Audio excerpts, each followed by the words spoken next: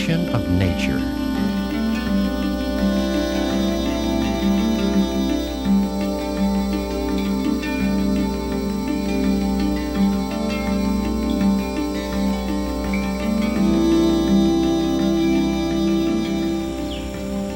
The acts of man.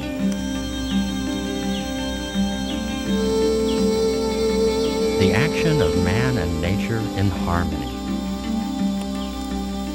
Startling and beautiful.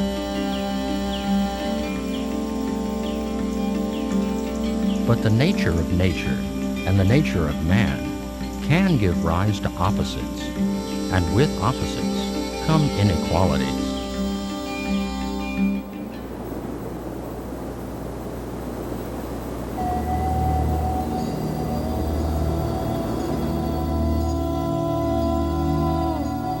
Why is this life we see around us so different from what we feel it should be, from what we know it could be?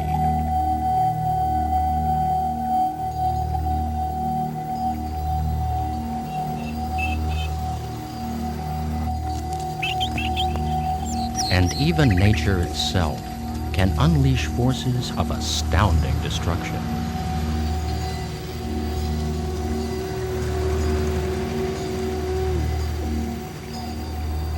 Nature inspires our terror and our awe, our flashing insight and dizzying confusion. But our inner nature is often hungry, hungry to know why. Why our lack of compassion for ourselves and others? One thing we know for certain, all human suffering begins here.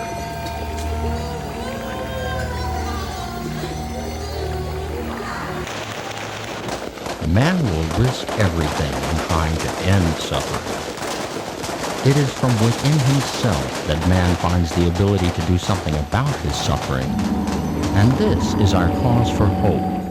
Hope that by calming our senses, stilling our own mind enough to reflect the truth, we can find a way to end suffering.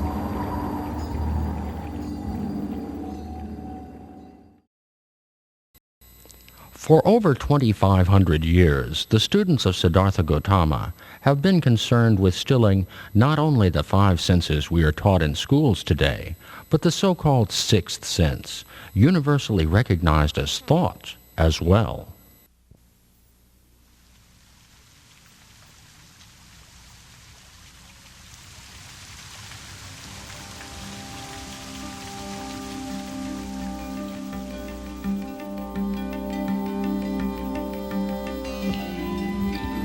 In our everyday world, we see plenty of inequalities.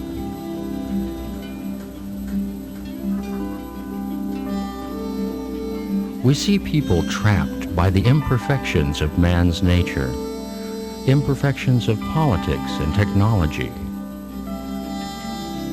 At the same time, we see some people who seem insulated by fortuitous comforts and distractions. This is truly puzzling. Why are some born rich and comfortable, while others are born to a life of constant poverty and struggle?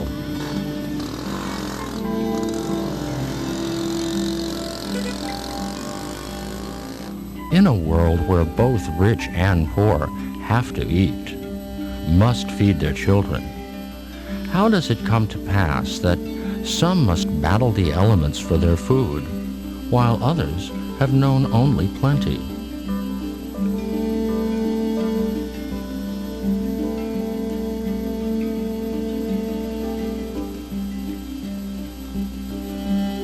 Why are some born to exuberant good health, while others are born debilitated or get snatched from the peak of health by injury or disease? These contradictions are painful to our eyes, cause us discomfort and agitation, and we are puzzled not only by the extremes of others, but by our own lives as well. What about our own suffering, our relation to nature, society, wealth? Does it all just lead to suffering and death with no hope of escape? There are many who think not.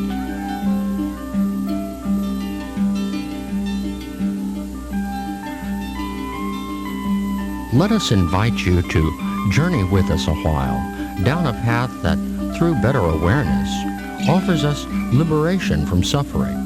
After all, it's possible that much of our agitation and grief come from knowing so little about the true nature of human existence. We can take comfort from this. Like the lotus, which grows up from the swampy mud, enlightenment, the end of suffering, springs from the very discomfort that first causes us to ask why.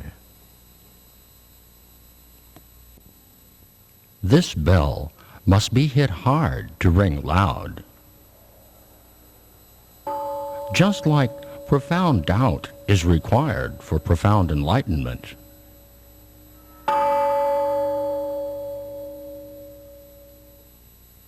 The path to this liberation is well marked, but if we are too full of our own ideas, it will leave us no room to see the way. Let us empty our cup, open our minds. There's always more to learn.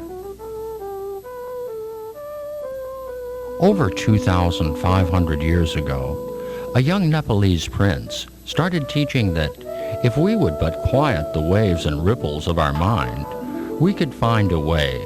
He called it the middle path that could extinguish suffering. He called this liberation from suffering enlightenment. To encourage those who might choose this path, he told this ancient fable.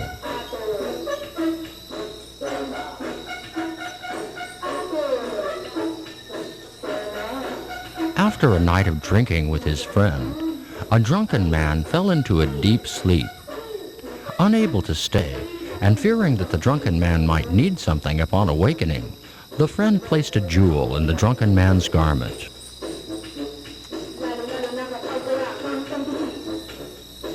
When the drunken man awoke, hungry and impoverished, he was unaware of the jewel his friend had placed in his garment. In this condition, years passed, as he wandered in poverty and hunger. Long afterwards, the two men met again. The friend was surprised at the poverty of his former drinking companion. He asked the drunken man about the jewel he had given him. When the drunken man confessed his ignorance of the jewel and realized that he must have lost it somewhere along the way, the friend could only advise him to look for it. The jewel in this old fable would have freed the drunken man from his suffering. The prince who told this fable, Siddhartha Gautama, was already known to many as the Buddha by the time he used stories such as this to encourage us to look within ourselves to find liberation from suffering, that the middle path to enlightenment is already hidden within each one of us. Buddhism has focused more on the path of liberation away from sorrow and pain of people, and has developed a whole psychology towards its attainment, and in the process has maintained a culture which is conducive to peacefulness and harmony and compassion. It is often said, for example, that many Buddhist communities, societies, are some of the most peaceful societies in the world.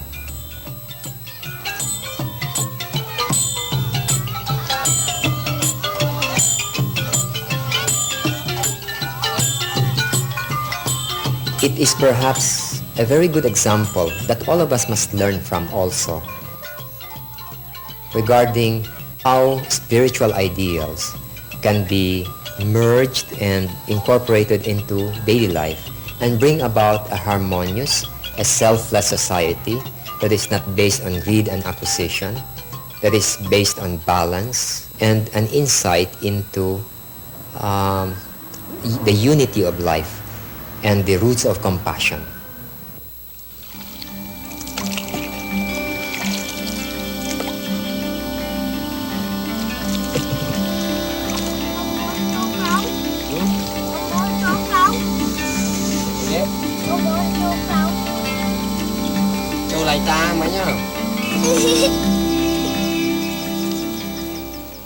Many people have never seen a lotus field, but this flowering water plant and the circumstances in which it grows is used over and over as both a symbol and an example in the Buddha's teaching. Such a lowly plant, growing out of the mud of swamps to eventually produce a wonderful flower, is a stunning example of the results that can spring from even the most lowly circumstances. And it's only necessary to plant the proper seed to produce such a marvel.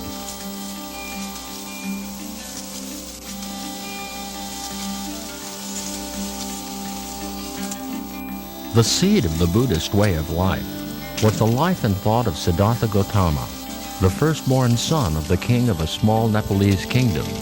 The Buddha, or enlightened one, was not a god or a prophet, but a great teacher. His thought and teaching have grown into what we now call Buddhism. The Buddha's teachings is an analysis of human life in general, about the question of our sorrow, the question of pain, the question of happiness, and his own life is an example of this whole travail, this whole predicament. The most remarkable thing about the Buddha's early life is how his father tried to keep him isolated from the outside world because of prophecies made when he was born that instead of following his father to the throne, he would renounce the world and become a great teacher. His mother died soon after his birth, and despite the efforts of his father, there were many things from which the young prince could not be isolated. His love of the animals, which his father kept in a great park on the palace grounds, caused the young prince to recognize their suffering, which he always tried to prevent. Even as a child, these things caused him to wonder why. Why must these innocent creatures suffer? As he grew older and sometimes left the palace grounds, it was only a matter of time before he suddenly discovered that not only the animals, but man also suffered. Imagine becoming a young adult before ever seeing old age, sickness, death. What a strong effect seeing these things would have for the first time. We all feel this confusion and doubt at times, but in his case, the effect was so profound that he left the palace to find out why and how to end suffering. He learned how to quiet his mind by meditation. Then in a peaceful spot, he took a seat beneath a Bodhi tree, vowing to remain there in meditation till he could find a solution. Under this tree, he attained enlightenment. What he discovered became the teaching he took out into the world.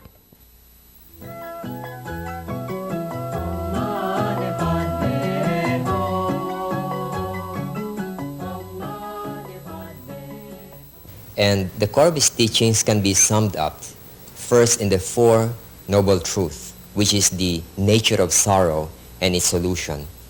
And the fourth of these Four Noble Truths is the Eightfold Path. Now this Eightfold Path constitutes the way or the means through which such a liberation or a solution can be attained. The Four Noble Truths, the unifying foundation of all Buddhism, are the truth of suffering, the truth of the cause of suffering, the truth of the termination of suffering, and the truth of the Eightfold Path that leads to the termination of suffering. These truths were realized by the Buddha upon attaining enlightenment.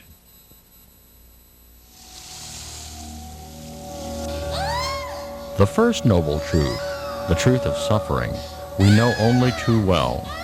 Birth is the beginning of death, and death is the beginning of birth. Between birth and death, there is more suffering than happiness. Suffering from uncertainties, like disaster.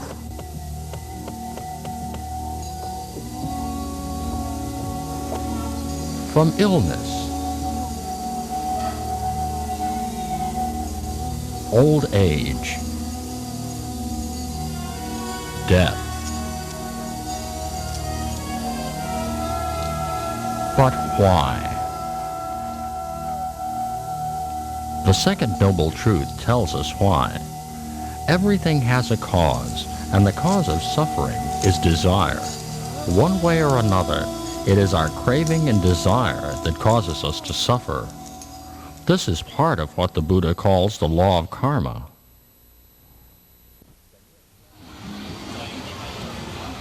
When you have pleasure, the deprivation of pleasure becomes pain.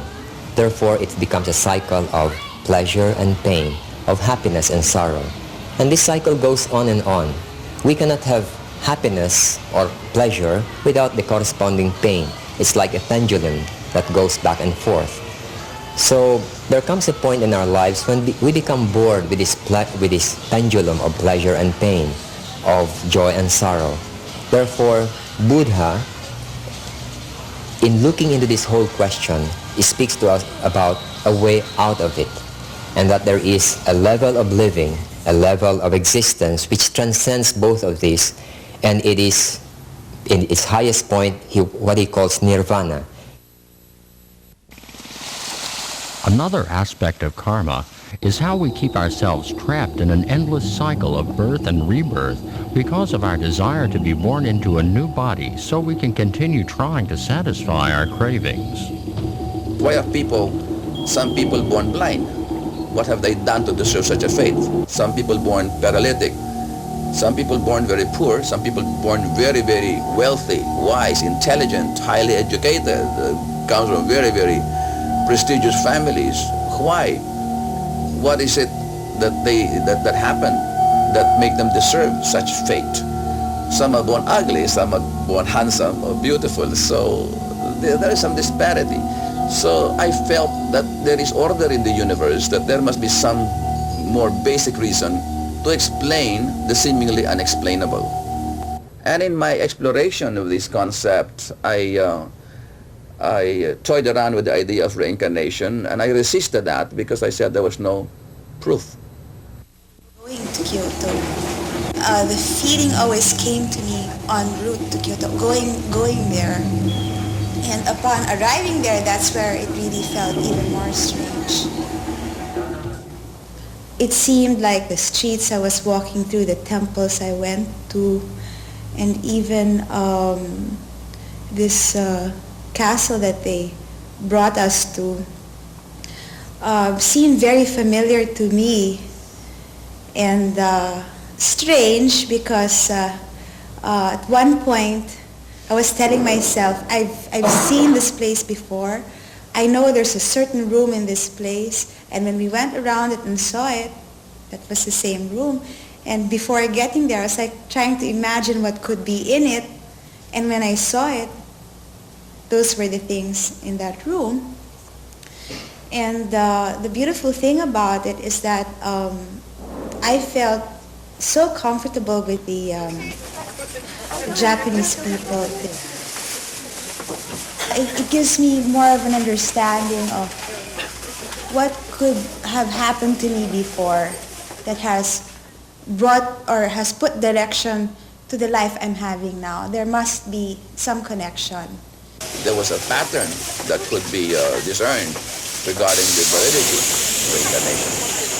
Oftentimes, I tell myself, hey, no, there's no such things as reincarnation or deja vu, but that experience of mine in Kyoto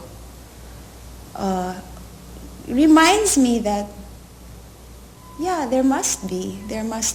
And I began to think in terms of my family, my friends, the people that I meet, and look at it from a broader perspective of past lives. Then it becomes, for me, more explainable why you meet certain types of people and why you gravitate towards certain types of people and not others.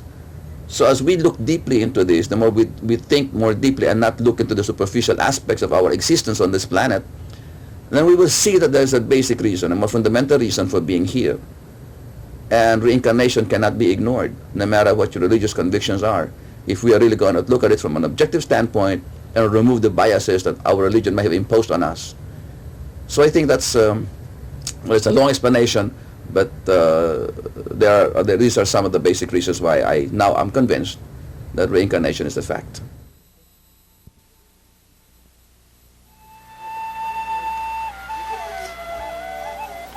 Buddhism speaks about the necessity of going through cycle of birth and rebirth because of the law of karma. The law of karma is the law of cause and effect, wherein which if you do a certain action, you must reap its consequent action. And you cannot reap it just in one life, but you reap it perhaps in future lives. This is the reason why there are people who are born very talented, because they have already developed those qualities before.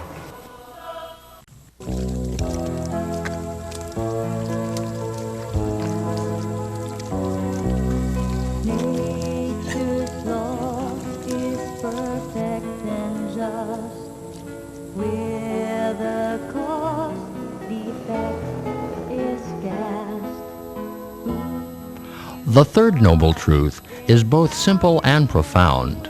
Now that we know why we suffer, because of desire, the Buddha tells us that the moment we are able to bring our desire to an end, all suffering will cease.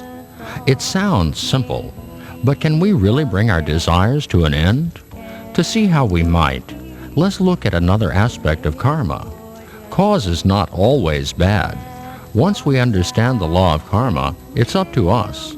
If we plant good rice seeds, we'll have a good rice harvest. So this is how knowledge of past life affect us. We can forgive people who have done us wrong because probably we have done something wrong to them in the past and we're just reaping our own reward or the consequences of our actions in the past. So this concept of reincarnation and karma makes us realize our maybe fault or our weaknesses and things that we have done to others, and make us more tolerant of the failings of other people and even those that have harmed us, because probably we have done something worse to them in the past. The fourth noble truth is the truth of the Eightfold Path, which leads to the termination of suffering.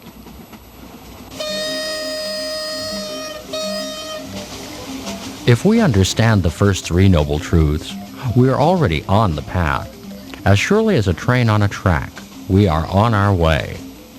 The Noble Eightfold Path has been divided into three ways of practice. The way of morality, or good conduct, right speech, right action, and right livelihood. The way of mental development, right effort, right mindfulness, and right meditation. And the way of wisdom, right knowledge, and right thought. The law of karma tells us that every time we follow one of these practices is a good cause. We come another step closer to our destination. The interpretation of the Eightfold Path can be dual in this sense, such that when we now speak about the Eightfold Path from the point of view of the serious aspirant, it is something which involves a very deep observation and inquiry about the whole process of human activity and action. You look into the very root of your thoughts. You look into the very motive of your actions. You become fully aware at all times. Even the nature of your sleep, you become aware about what kind of dreams do you have when you are sleeping. In other words, what is the very nature of your thoughts, the very nature of your mind, the very nature of your heart. These are very deep and very difficult things to probe into. And normally people don't go into this. So the interpretation of the Eightfold Path usually is taken on a more general level, which applies to simply the question of an ideal, a method, and how we practice it. And this is of wide relevance to not only to aspirants or spiritually inclined people, but even to people in all walks of life, because it brings about serenity. It brings about integration of life. So now we have seen that we suffer. We have discovered why we suffer, and we are told that by bringing our desires to an end, suffering will cease, and that following the right practices of the Eightfold Path is how we can achieve that end. Understanding the law of karma, we see that each right thought or effort or any other right practice of the Eightfold Path is sure to take us further along the path. But how do we recognize which step will bring us closer instead of further away? The fact is, we already know. Just like the parable of the drunken man and the jewel, it is within ourselves that we find the answer. It is up to us, each of us. Like looking at the moon reflected in the water, within ourselves, each of us already knows which is the moon and which is the reflection. Right knowledge here refers to an understanding, accurate understanding about the nature of life. And life must be understood not only from the obvious physical point of view, but also from its inner point of view. For example, it's very hard to analyze the mind by scientific instruments, but we must understand the mind in order to understand our own inner life. So, if we wish to have external serenity, external harmony with people, it must start with our thought. We cannot have a peaceful environment without a peaceful quality of mind. And this is the reason why in the Eightfold Path, right thought is one of the most fundamental because it is the root of the other right attitudes that will follow. For example, right speech. You cannot have right speech unless you have right thought because what comes out of your mouth is what is in your mind. It is not possible that you speak something which is conducive to harmony when the tendency of the mind is towards violence. So, one of the consequences of this is that we must look at all the things that would tend to influence this right thought within the person, especially young children. And that is why child education becomes very important. What we feed young children is what they will become when they are adults.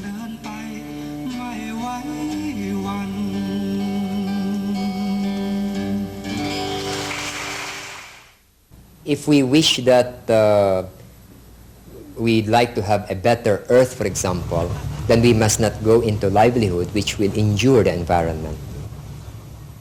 This Eightfold Path speaks about the integration of life, not just in terms of thought, speech, but even your actions outside. Part of compassion is to be able to help living things, living beings, not only people, but other conscious beings, like animals.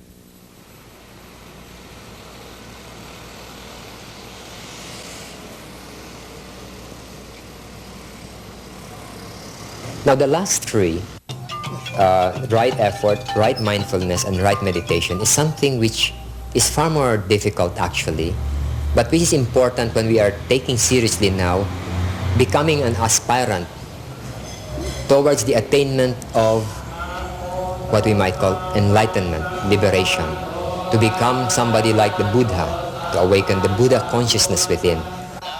And this we enter formally into the system of going inwards and realizing our deeper layers of consciousness through various methods of meditation.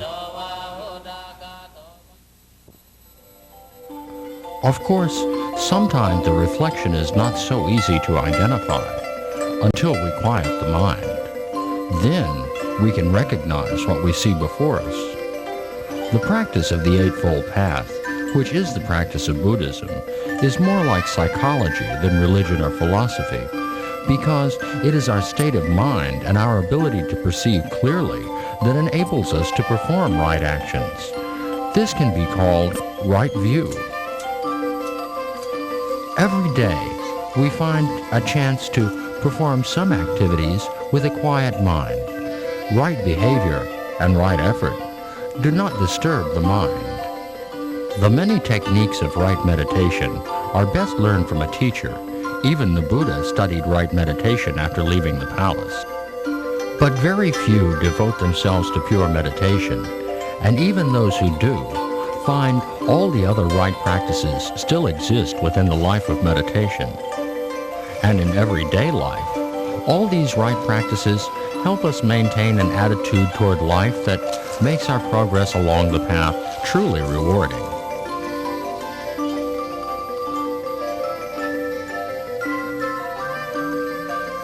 Each step is up to us, but each step is easier than the one before. The further along the path we go, the clearer the next step becomes.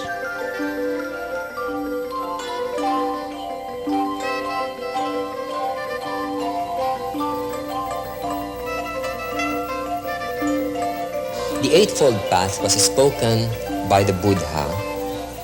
It is a radical solution to the problems of living. When I say radical, I'm referring to the word radical as root. It is a root solution. It's because it involves an entire integration of human life, of a human being. So we don't just speak about an ideal that be good, but it speaks about what are the steps wherein which such goodness can come about truly and genuinely. Not just theoretically, not just ideally, but in terms of practice.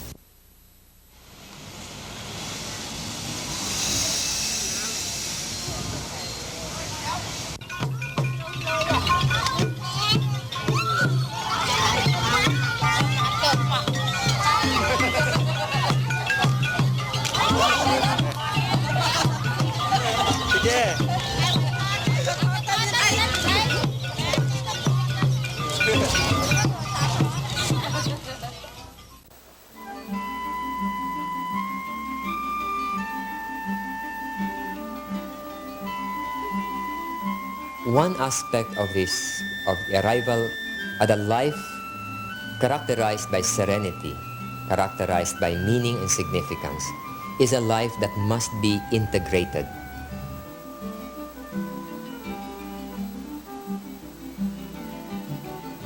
So this holistic or this integrated life is the aim of this Eightfold Path.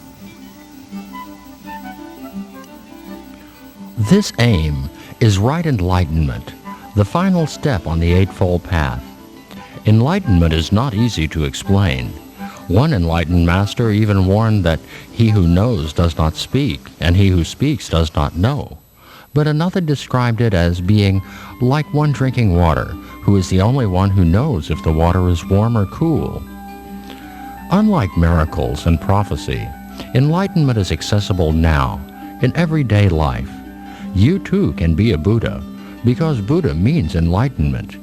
This enlightenment produces a feeling of great joy, like meeting your father by chance at the crossroads. By staying on the path, we can be sure that one day, one step will be the step into right enlightenment. While before we were trapped in suffering and desire, after a single step more, we are liberated. Just like in the past, when our confusion and doubt led us to take that first step on the path by asking why.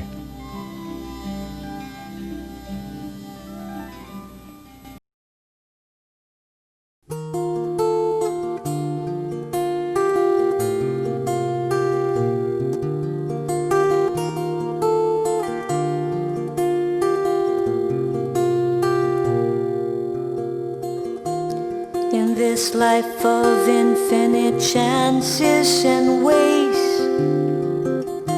of places and faces, endless train of days, can science explain the reason of an encounter? Why I should get to meet one and not another? There are those who live just a stone throw away, but somehow our paths did not lead us to say, how are you today? Hope you have a nice day. The greetings we be sent to someone who is miles away. Yen is the reason why we are together.